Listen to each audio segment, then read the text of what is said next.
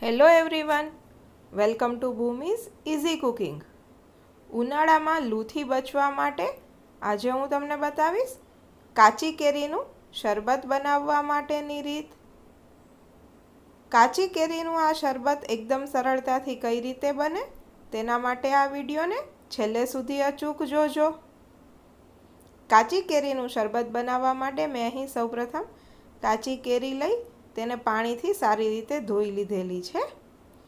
ત્યારબાદ તેની છાલ ઉતારી દીધેલી છે અને તેના નાના ટુકડા કરી દેવાના છે. આ રીતે છાલ ઉતારી તેના નાના ટુકડા કરી દો. તમારે જેટલું શરબત બનાવવું હોય તે પ્રમાણે તમે કેરી લઈ શકો છો. મેં અહીં એક કેરી લીધેલી છે. આ રીતે ટુકડા કરી દેવાના છે.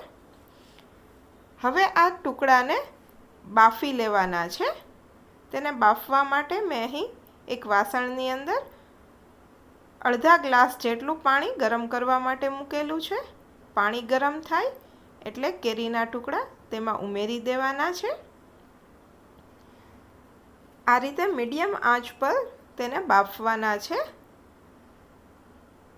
તેનો કલર ચેન્જ થાય ત્યાં સુધી તેને બાફવાના છે.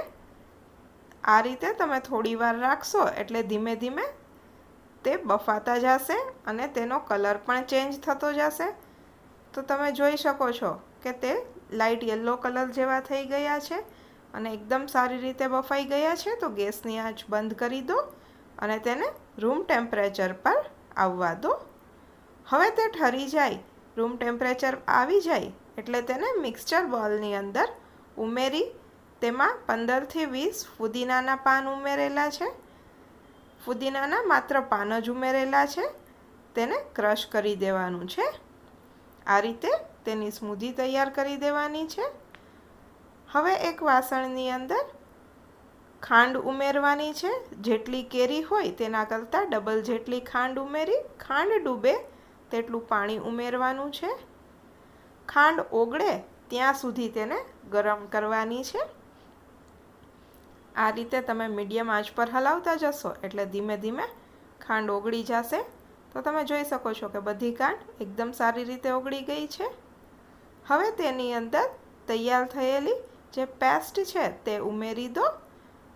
બાફેલી કેરી તથા ફુદીનાના પાનની જે પેસ્ટ છે તે ઉમેરી તેને હલાવી લો. આ બધું મિશ્રણ સારી રીતે મિક્સ થઈ જાય એટલે તેમાં સ્વાદ પ્રમાણે મીઠું ઉમેરો. ત્યારબાદ સંચળ પાવડર ઉમેરેલો છે. મેં અહીં 1 ચમચી જેટલું મીઠું, સંચળ પાવડર તથા 1 ચપટી જેટલો મરી પાવડર અને 1 ટીસ્પૂન જેટલો શેકેલા જીરાનો પાવડર ઉમેરેલો છે. આ બધું એકદમ સારી રીતે મિક્સ કરી દો. તમે જોઈ શકો છો કે બધું એકદમ જ સારી રીતે મિક્સ થઈ ગયું છે. તો ગેસની આંચ બંધ કરી દેવાની છે. આ રીતે બધું મિક્સ થઈ જાય એટલે ગેસની આંચને બંધ કરી દો અને આ જે તૈયાર થયેલું સ્મૂધી છે તેને રૂમ ટેમ્પરેચર પર આવવા દો. ત્યારબાદ તેને ગળણીની મદદથી ગાળી લેવાની છે. આ રીતે તમે કરશો એટલે વધારાનું જે કાંઈ હશે તે ગળણીમાં રહી જશે અને એકદમ આ રીતે લિક્વિડ તૈયાર થઈ જશે. અને તમે એરટાઇટ કન્ટેનરની અંદર ફ્રીઝમાં સ્ટોર કરી શકો છો. હવે જ્યારે તમારે શરબત બનાવવું હોય ત્યારે ગ્લાસની અંદર બરફ ઉમેરો. ત્યારબાદ 3થી 4 ચમચી જેટલી તૈયાર થયેલી સ્મૂધી ઉમેરી દો. ત્યારબાદ તેમાં પાણી ઉમેરી દો અને તેને મિક્સ કરી દો. તો તૈયાર છે કાચી કેરીનું શરબત. ઉનાળામાં લૂથી બચવા માટેનો અક્ષીર ઉપાય છે. એક વખત આ ઉનાળામાં તમે પણ આ રીતે ટ્રાય કરજો. તેનો ટેસ્ટ તમને કેવો લાગે છે તે મને કમેન્ટ બોક્સમાં અચૂકથી જણાવજો. આ વિડીયોને લાઈક કરજો. તમારા ફ્રેન્ડ્સ, ફેમિલી મેમ્બર્સ અને રિલેટિવ્સ સાથે શેર કરજો અને ભૂમિઝ ઇઝી કુકિંગ ચેનલને સબસ્ક્રાઈબ કરજો. Thank you for watching my video.